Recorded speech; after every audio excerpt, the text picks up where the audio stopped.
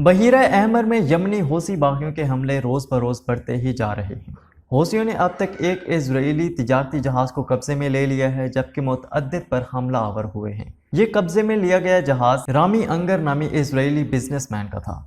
ये जहाज़ तुर्की की बंदरगाह से भारत की तरफ जा रहा था और इसमें मिलियंस ऑफ डॉलर्स की मोटर कारें मौजूद थीं, जो कि भारत की शहरियों ने इंपोर्ट की थीं। गैलेक्सी लीडर नाम के इस शिप पर 22 के करीब जापानी अमले के लोग और एक इजरायली शख्स सवार था।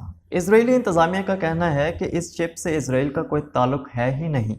ये एक बरतानवी कंपनी का जहाज़ था जिसके ऊपर जापानी अमला सवार था और ये तुर्की से भारत की तरफ जा रहा था। लेकिन 2017 में लीक होने वाले पैराडाइज पेपर्स के मुताबिक ये जहाज़ एक रामी अंगर नामी इजरायली बिजनेसमैन का था।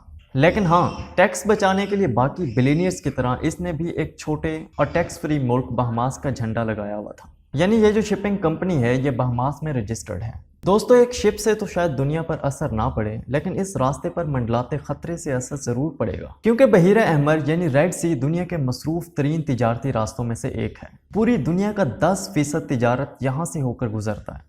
पूरी दुनिया का 20% तेल यहीं से गुजरकर एशिया, यूरोप और अमेरिका की तरफ जाता है। हर साल इस रास्ते से 1 अरब टन वजन का सामान इधर से उधर तिजारत की गर्ज से लाया और भेजा जाता है।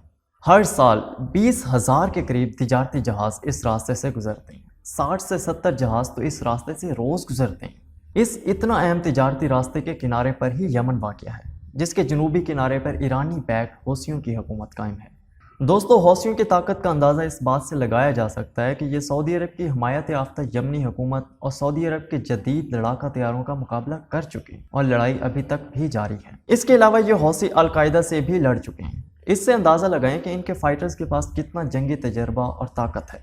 इनके पास हज़ारों मिसाइल, तोपें, ड्रोन्स और टैंक मौजूद हैं। जनूबी हिस्से की एक अहम बंदरगाह हदीदा भी इन्हीं के कब्जे में है। अगर आप नक्शा देखें तो यहाँ आपको एक बारीक सा रास्ता यानी नैरो पैसेज दिखाई देगा, जिसे बाबुल मंदब कहते हैं। इस जगह पर बहीरा अहमर की कुल चौड़ाई सिर्फ 26 किलोमीटर ही है, जहाँ से गुजरने वाले हर जहाज़ को यमन बआसानी से निशाना बनाया सकता है।